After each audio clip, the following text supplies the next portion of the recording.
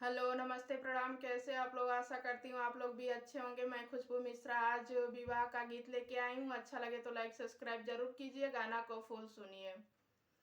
राम लखन दूना बना के हेरिया हो, बन बीच खेले ले सीकर।